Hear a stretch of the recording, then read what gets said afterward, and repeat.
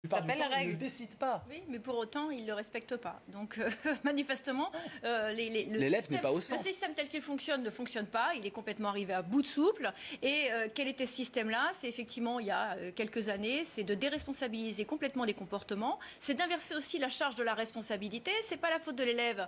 Si il est agressif, c'est la faute de la société. C'est la faute de l'enseignant qui est trop sévère, qui met pas les bonnes notes ou qui met des règles trop sévères. C'est plus possible. À un moment, il faut reconnaître l'autorité, il faut respecter aussi ceux qui sont détenteurs de l'autorité. Et ce que je constate, c'est qu'il y a aussi une réelle démission des parents. C'est pas normal que des élèves, dès les petites sections à l'école primaire, en soient au stade où ils ne respectent déjà pas leurs enseignants. Là, c'est qu'il y a bien un moment, un défaut d'autorité de la part des parents. Il y a 450 cas graves répertoriés par jour dans l'éducation nationale. C'est énorme. Bon, c'est énorme. On fait quoi? On va les punir? On fait faire quoi? Certains y pensent. Certains vont assez loin dans les sanctions même à infliger aux parents. C'est irréaliste, je vous le dis. On peut faire de la démagogie, mais c'est irréaliste. 450 actes graves, il faut changer la philosophie profonde de l'école. Je vous garantis que si on implique les élèves, comme en Allemagne... Ça ne vous dérange pas de changer? C'est comme on casse le thermomètre parce qu'il fait chaud ou il fait froid. Je casse pas le thermomètre. Si vous voulez changer l'école... Moi, je suis pour qu'il y ait un débat. Je suis pour qu'il y ait un débat autrement que par des professeurs et des institutions, que les élèves puissent avoir le mot à dire. Les élèves peuvent être très critiques par rapport à eux. Et puis je vous dirais, il a été filmé, c'est pour des réseaux sociaux, pour qu'il y ait des jeunes qui l'admirent et qui l'applaudissent. Mais si tout d'un coup les élèves sont contre lui, ils disent ce que tu fais, t'es en train de bousiller notre école, on ne veut pas tes blagues débiles, eh bien je pense que l'intello-bashing qui existe dans les écoles pourra diminuer. La seule solution de changer l'école, c'est d'impliquer démocratiquement les élèves, de les responsabiliser. On ne peut pas mettre des policiers dans toutes les classes. Vous dites responsabiliser les élèves, vous dites autorité incarnée, ce sont quand même deux visions de l'école très différentes. Est-ce que pour aller plus loin, il y a une crise de sens des valeurs? Vous avez beaucoup réfléchi sur ces questions-là et on parle depuis 24 heures, 48 heures d'autorité. Mais qu'est-ce que c'est l'autorité? Est-ce qu'elle se décrète? On avait Barbara Lefebvre, enseignante, et on lui a posé la question. Elle dit, moi, je l'incarne, l'autorité. Même une autorité bienveillante. Il ne s'agit pas d'être évidemment très dur pour être dur avec les élèves, mais c'est très dur d'incarner l'autorité. La question elle se pose pour le président de la République, pour les magistrats, pour les policiers. Comment on incarne cette autorité quand le costume ne suffit plus? Mais le problème, c'est pas uniquement le costume et c'est pas uniquement la posture. On détient l'autorité, notamment quand on est enseignant, parce qu'on détient le savoir et qu'on est dans une relation de transmission. Et donc, la relation de transmission, c'est aussi la non-remise en question de ces savoirs qui sont transmis. Et dans cette contestation d'autorité à l'éducation nationale, on se rend compte qu'il y a aussi une remise en question du contenu des enseignements. Et là, c'est d'autant plus grave. C'est que ce ne sont pas les enfants uniquement qui importent ça à l'école. C'est bien aussi une éducation, c'est bien aussi des transmissions qui sont faites dans la famille, qui sont contraires à ce qu'on voudrait transmettre au sein entre les murs de l'école de la République. Et c'est là qu'on a un vrai problème, c'est cette contestation des savoirs scientifiques et incontestables qu'on essaye de transmettre aux enfants. Alors, on ne peut pas mettre des policiers dans toutes les classes et on ne peut pas mettre des policiers dans toutes les familles. Donc il faudra inventer des solutions autres.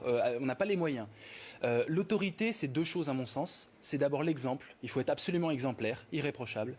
C'est peut-être pas le cas partout. Et c'est peut-être intéressant que l'éducation nationale puisse réfléchir aussi à comment elle recrute ses professeurs, comment elle les forme. Est-ce qu'elle les forme à des situations comme ça? Est-ce que les professeurs sont formés à ça? J'en doute. On peut être formé à ça? On peut être formé à ça. Comment on est formé à avoir un pistolet sur la tempe? Ça devrait être un cours basique. Comment faire face à un leader de classe? Utiliser l'humour, monter la classe contre lui. Il y a des méthodes, il y a des très bons profs, ils existent. Pourquoi ils ne donneraient pas leur savoir-faire aux jeunes profs qui débarquent? Donc, il y a du savoir-faire comme pour faire de la cuisine. Il y a des tours de main. Attendez, là, on est face à un acte pardonnez-moi, elle ne savait pas que c'était une arme factice. Vous imaginez le choc, comment on peut apprendre à faire ça? Écoutez, c'est un cas d'école. Les prochains profs devront voir cette vidéo. Il y a des solutions à trouver. Mais on ne peut pas s'habituer à ça. On ne peut pas donner aux profs une formation qui, normalement, est destinée à des policiers. Enfin, écoutez, là, ça devient surréaliste. Non, mais c'est intéressant. La seule personne qui est censée se trouver avec une arme, éventuellement. C'est pas une arme. D'abord, c'est un pistolet en plastique. C'est une arme. Ah non, mais attendez. Je suis désolée. Pardonnez-moi. Enseignante, vous avez une arme face à vous, vous ne savez pas. Et donc, je suis désolée. Mais il faut former les profs à ça. La seule profession qui est censée être formée à ce genre de choses, à ce genre de risques, ce sont des gens qui sont dans l'armée, qui sont dans la police. Quand on est enseignant, on ne risque pas sa vie. Quand on est enseignant, on est là parce qu'on a une vocation. On est tellement mal rémunéré que c'est une vocation. Mais comme on ne peut pas mettre de policiers dans les classes et que ce risque, ces cas arrivent, il suffit de voir le hashtag pas de vague pour voir qu'il y a des cas absolument incroyables qui sont relayés. Mais parce qu'ils sont impunis. Ils sont impunis depuis des années. Donc nécessairement, vous pensez bien qu'un gamin de 16 ans décérébré qui veut faire la star sur les réseaux, c'est pas la sanction. Mais pourquoi un Il y en a gamin, pas est-ce qu'on un, le c'est 400 par jour, vous l'avez dit est-ce qu'on le vous-même. déresponsabilise pas en disant un gamin, c'est un individu qui a des droits et des devoirs, il va devoir faire face. Pourquoi un gamin? Alors on va le mettre en prison, on va mettre en prison notre jeunesse. Mais les travaux d'intérêt généraux, ça Deuxième chose pour l'autorité, une phrase très intéressante, c'est un auteur congolais qui dit ça, Sonny Labutansi, il dit le maître, qu'est-ce que c'est le maître? Le maître, c'est celui qui invente la générosité des autres. Ça veut dire quoi? Ça veut dire qu'il faut aimer ces gamins. Est-ce que c'est pas, pardonnez-moi, Non, c'est très sérieux. est-ce que c'est pas un peu On y est pas. bisounours? Non, c'est pas bisounours. Qui aime bien châtie bien. Rencontrer. Moi, vous savez, quand j'étais prof, j'ai eu des cas comme ça, pas aussi durs, mais j'ai eu des cas très durs. Et peut-être que vous arrivez à encaisser tout cela. Laissez-moi juste finir mon argument. Je faisais du kung-fu, j'avais peur de rien. Je pouvais casser la gueule à n'importe qui. Et j'ai eu des cas très durs. Parce que c'était vicieux, c'était pas frontal. Et que je voyais que mon autorité, alors que j'étais très costaud, mon autorité était bafouée, je pouvais rien faire. C'est tellement vicieux que je pouvais rien faire. Et la classe riait, etc. C'était pas possible. Je me suis détendu après ma deuxième année. J'ai essayé de rencontrer ces élèves, j'ai essayé de comprendre ces élèves. Et ça a changé tout à fait mon rapport à ces élèves. Donc, et c'était en zone prioritaire. Est-ce que c'est votre rôle? Votre rôle est d'instruire dans une classe. Est-ce que votre rôle, c'est de comprendre? Mon rôle n'est pas d'instruire. Le passé, mon rôle est d'inventer la générosité de ces élèves. Ils font des choses idiotes. Je dois leur montrer qu'ils valent mieux que ça. Et tous les profs vous diront, tous les profs qui persévèrent avec un peu d'optimisme dans le métier vous diront qu'à un moment, la rencontre avec l'élève risque d'être empêchée. Il faut qu'il y ait une rencontre possible. Le résultat de ces méthodes-là, c'est que la France, selon l'OCDE, est 61e sur les 65 pays. Ce n'est pas ces méthodes. Ces méthodes sont pas appliquées. 65 pays en termes de calme dans la classe. Donc manifestement, les méthodes qui sont employées depuis 20 ans ne fonctionnent pas.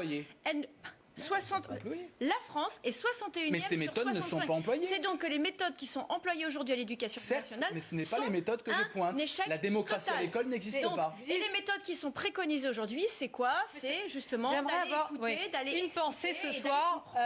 Pour cette professeure, parce qu'on parle d'elle depuis 48 heures, elle a une arme, elle ne la connaissait, ne savait pas si c'était factice ou pas, on verra, mais enfin peu importe, c'est une peur bleue et personne ne sait comment on réagit face à ces situations. On peut rester sans aucune réaction, c'est peut-être cela qui explique cela. Vous avez dit fait divers tout à l'heure, et j'avais un invité qui a parlé d'incivilité. Est-ce qu'on ne commence pas justement à prendre conscience de ce qui se passe quand on nomme bien les choses? Est-ce que c'est vraiment un fait divers? Est-ce que ça ne va pas au-delà? Est-ce que ça ne sait pas faire un symbole quand on touche à l'école? Un professeur, on a tous appris à respecter. Ce soir même, on en fait un symbole. Vous avez été professeur, Madame Marchand-Sandel, je l'ai été également. Je veux dire, un professeur, c'est pas comme un parlementaire, c'est pas sacré, mais quand même, c'est une figure qui doit être respectée. C'est sacré. Il doit être respecté, mais ma question c'est comment.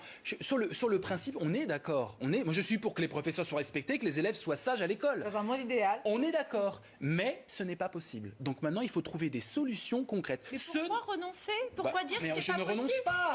Déjà, vous savez combien il y a d'élèves en France? Rien que le fait de banaliser, déjà le fait de parler d'un fait divers, il s'agit d'une agression. C'est pas un fait divers. On fait quoi? Moi, je trouve on le met en prison ou on profite de ce qui se passe? Mais certains sont pour la prison, d'autres pour des travaux d'intérêt. Moi, je suis pour. Je vous redis ma proposition qui est révolutionnaire par rapport à ce qui se fait.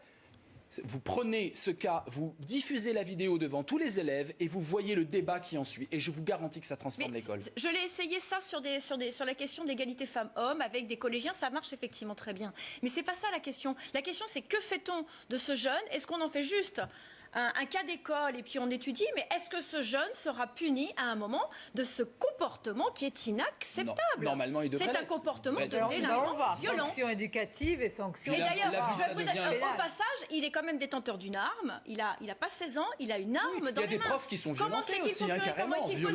Comment est-il possible qu'il soit parti de chez lui avec une arme? Enfin, c'est incroyable. Ça s'achète dans un magasin de jouets, un pistolet à billes. Mais ce n'est pas normal. Non, enfin, pas tous. On va interdire les magasins de jouets. Ce n'est pas normal. C'est un vaste défi, deux visions, mais vous vous rejoignez sur quand même l'importance du respect. C'est un mot important, il faut le rappeler, du professeur. On va peut-être finir avec une qui concerne notre sujet, c'est celle de, on va la découvrir, de Ouest France, violence à l'école, parole d'enseignants.